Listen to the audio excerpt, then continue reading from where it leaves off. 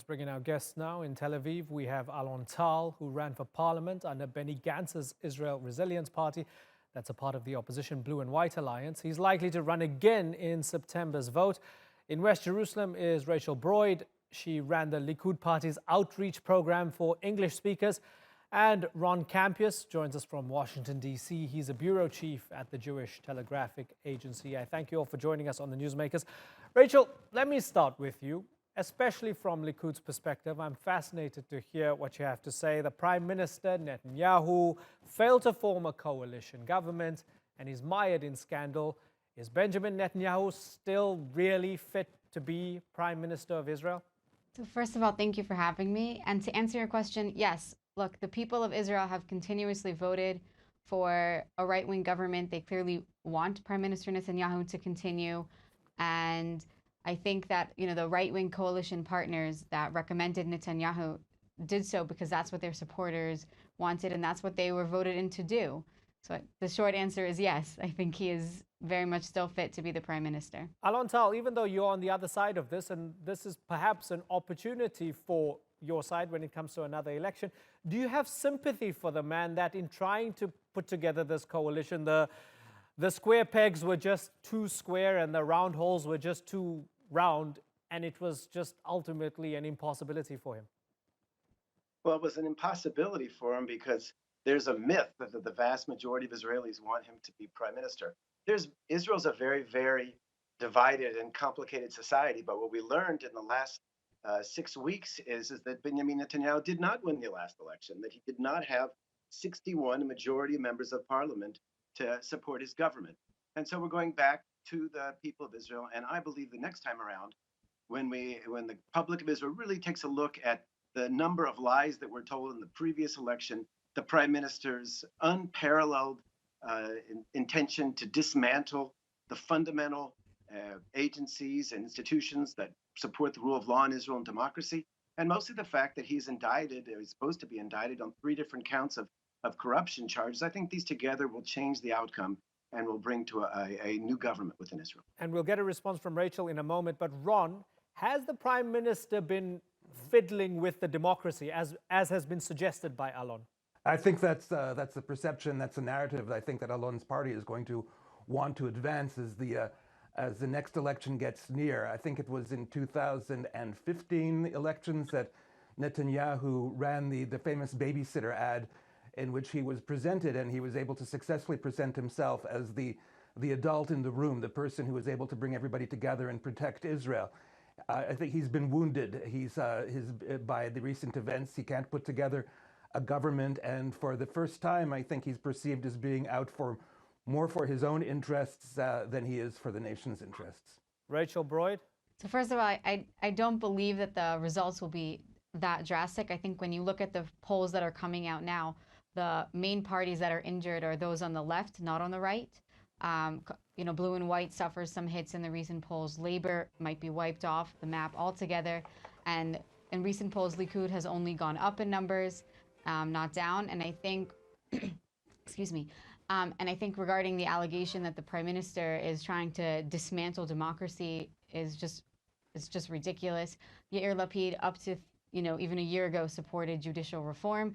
Everybody knows that there is judicial activism in Israel. It's not a secret. At the end of the day, the Supreme Court can't be the players, the coaches, and the referees in the same match. Okay, but I think that's really what the debate is here. Rachel, but address this point. Certainly address the point that the prime minister, in trying to cobble together a coalition, was making promises to everyone in order to get their support to support a bill that would give him immunity from corruption charges. You see how that looks from the outside, don't you? I do understand how it looks on the outside, and I'm very receptive to that feeling in the public image. However, we have to remember that Israel already has immunity for MKs, and the bill that was being proposed in Israel was the status quo in Israel until up about around a decade ago, even a little bit less. And it's a model that's very common in European countries. In fact, Yair Lapid, who was the co-chairman of Blue and White, actually supported an even more extreme bill, which is the French model, which is that you can't even investigate sitting members of parliament, which is not the model that was being presented in in Israel and was not the bill. And so I find it actually ironic that many members of now the opposition supported a bill when it was convenient for them to support it, and now when it's not popular for them to support it, so they don't support it. But I don't think it's actually about democracy or anything. I think it's purely about they don't want Prime Minister to be the Prime Minister, and they want Netanyahu out, and it's this anybody but Bibi campaign. Alon, are you guys just a bunch of hypocrites?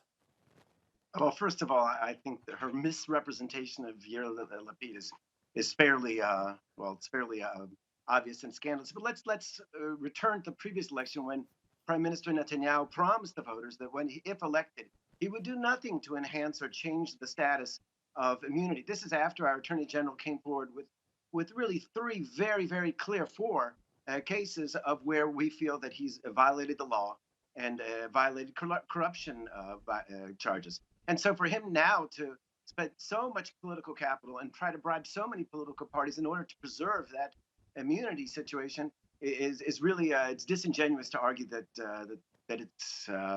it's legitimate. I just want to make a couple of other points that I think one of the biggest differences between the blue and white party and that is the major challenger, and which is running more or less head and head with the Likud, is that we're reaching out to try to bring in all aspects of Israeli society and to legitimize all. We have people on the right and left.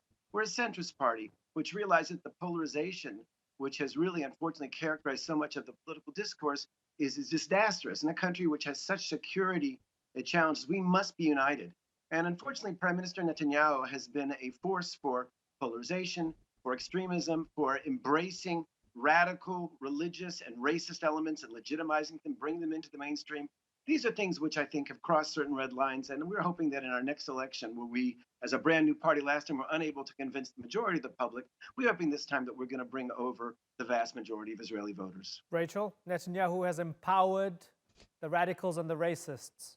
I find that ironic for a party that recently just held a rally which brought in, the Arab nationalists to their rally to be claiming that the Likud is supporting extremists and creating just division for the sake of division. At the end of the day, there is no such thing as just centrist in Israel. Blue and white is incohesive. Their platform is incohesive.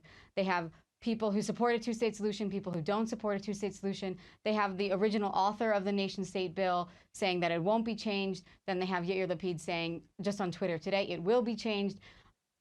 Trying to get a mishmash of everybody doesn't make you cohesive. It just makes you a mess. So it's possible that they'll bring in other people, and it's possible that they won't. I think that a lot of people are starting to see that blue and white is not as cohesive as it was presented during the time of the elections. And I think that as we saw from their rally, as we saw from the members of their own party that boycotted that rally, that they're not as peace and love and kumbaya as they're making themselves out to be. I'm going to get a response. Go ahead, Alon. I attended this rally, and I think it's outrageous.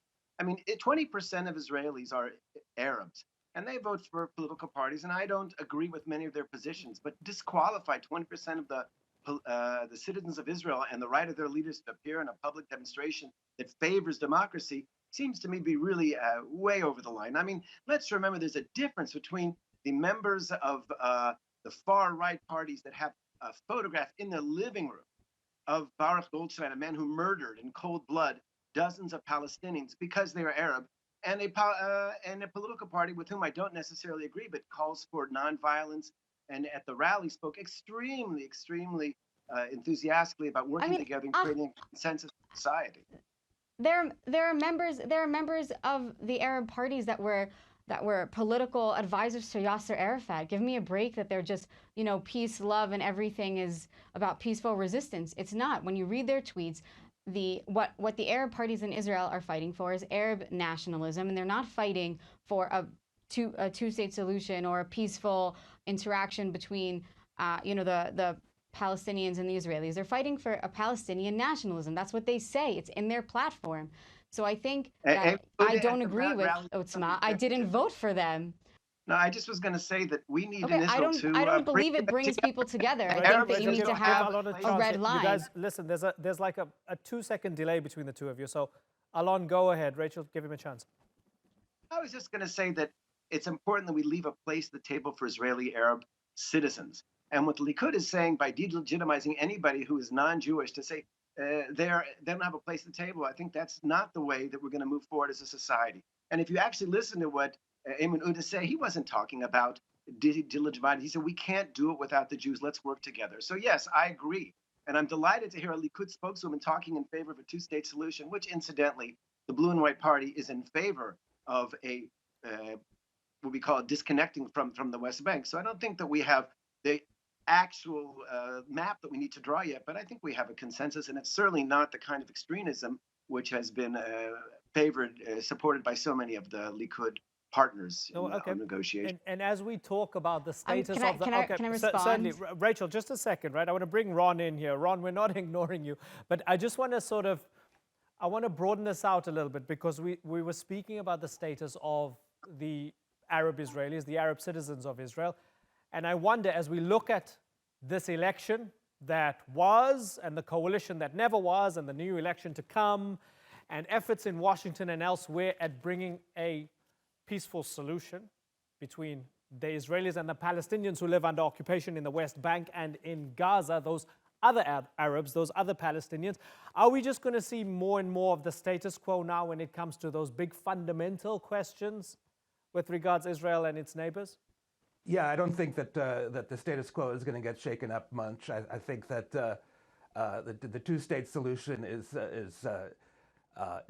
still stuck in neutral, but then so is any other solution that anybody's proposing. We don't know yet what the Jared Kushner plan looks like, but it looks increasingly like it's heavily reliant on economic development for the Palestinians. And the Palestinians are already saying, and some Arabs are also saying, even in Saudi Arabia, that absent a national solution as well, it's a non-starter. So yeah, things as far as that go, they're remaining. Right now, I think that this election is focused much more internally on resolving things among Israelis themselves, including Arab Israelis like those represented by Ayman Odeh. And I think what's interesting, one interesting development is that the Arab parties lost seats in the last election because they were bickering, and now they're coming back around to a unified ticket ahead of this election, where they might regain the go back up to 13 seats, which is what they had in the last Knesset. Rachel, you want to come in? Sure. There are, of course, 20% of Israel are Arabs, and it's important that they have representation, but they need to be looking out for the Arab-Israeli interests and not the Palestinian interests, and they're not the same. And when you have Palestinian nationalistic members of parliament who don't acknowledge Israel's right to exist, who have supported terrorists, who are smuggling cell phones to terrorists in prisons, it's hard to then come along afterwards and say they just want representation, they just want a seat at the table, because they don't want to be at the table. I think that's the first one. And I think I agree that, we don't exactly know what the, quote, deal of the century is. And I think that, the Palestinians have been offered a two-state solution up until now. And it's important to remember that they have declined every offer that they have received. So maybe it's time to shake things up a bit. And it's time that we discuss other potential solutions. And that is an important variable. And I do think that President Trump understands that. And I think that the Prime Minister very much understands that. And that's why it's been a big focus of his that, for the sake of Israel's security, that we discuss other potential solutions. Alon, and you can correct me if I'm wrong here, but what's fascinating is the way Rachel has characterized the Arab nationalist parties, as she's put it, right, is very similar to how Avigdor Lieberman has characterized them in the past. Of course, he's been squared off against Prime Minister Netanyahu when it comes to the aftermath of these elections. Now, those two are going head-to-head. Netanyahu blames Lieberman for all his coalition problems and his failure to put together a coalition. Where's that fight going to go now, and what does it tell us about the very question of Israeli identity? Well, I think, first of all, it shows, I think, that many people on the right who voted for Bibi Netanyahu, and the recent polls suggest will vote for Lieberman, because there was a willingness on the part of Netanyahu to make very, very large concessions to the ultra-Orthodox parties. We just recently heard news that they agreed in certain cities to allow for separation, gender-based on the sexes. That was part of the agreement. We had agreements that would have increased the spending for ultra-Orthodox separate religious institutions. And at a time when our country has a 20 billion shekel deficit, we know we're going to have very, very draconian cutbacks. The prime minister did all of that. And I think that Lieberman, I think, did something that we certainly saluted him, which was say, no, there's a limit. Our party also has called for a change, greater religious freedom in Israel. There's no reason why secular communities shouldn't be able to have free public transportation on the Sabbath. There's no reason why we shouldn't have a much more conciliatory way to get married if you're not meeting ultra-Orthodox standards. And so this is a national consensus. And I think what it means in the next election is that it'll be much easier for our party to work with Lieberman and find common ground and form the next government. Lieberman has said that he's not certain he will be recommending Netanyahu in the next election. That's, of course, good news for us. I just want to say one more thing, if I might, about the rule of law in Israel, because it's so important. What has distinguished Israel from all the other countries in the Middle East is the fact that we are a democratic nation. And one of the reasons we stay democratic is by having a robust and activist Supreme Court, a Supreme Court that undertakes judicial review, something that I'm very proud of, and something which has often ruled against my personal preferences, but I know how important it is to have the rights of the minority protected. And the fact that this prime minister was willing to allow extremist elements to try to strip those authorities from our Supreme Court is extremely worrying. Alon Tal, Rachel Broyde, and Ron Kampeas. I'm out of time. I'm going to move on. But it's been good to have you on the program. Thanks for joining us.